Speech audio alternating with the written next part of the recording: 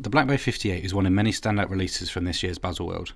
As many of you may know, I normally prefer a 40mm and a smaller case, as I feel the overall proportions of the watch can completely change and dictate opinions on watches. When it was announced earlier in March, the Black Bay 58 really caught the attention of pretty much every person here at WatchGecko, let alone the rest of the watch world. But what can we expect to see from the Black Bay 58? How does it compare to other Black Bays in the lineup?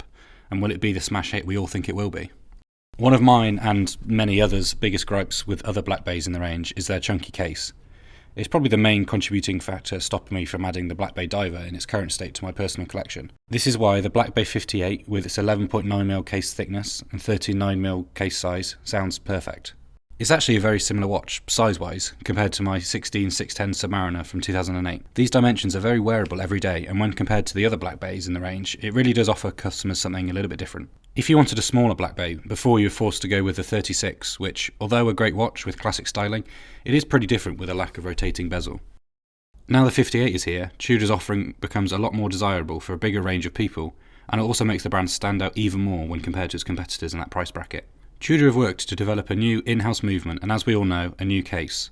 So all the signs look to be pointing towards Tudor really investing and committing in the future of more 39mm Black Bays.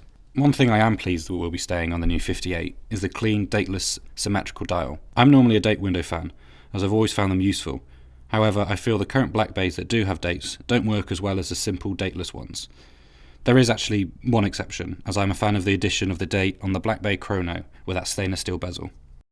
Another smash hit from Tudor this year was of course the Tudor Black Bay GMT. This is a watch we have covered both here on YouTube and in my written review.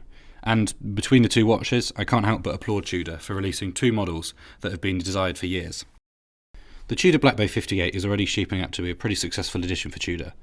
With its obtainable, versatile dimensions for both male and female wrists, and its unavoidable vintage Submariner or vintage Diver design cues, it's bang on trend with what consumers want at the moment.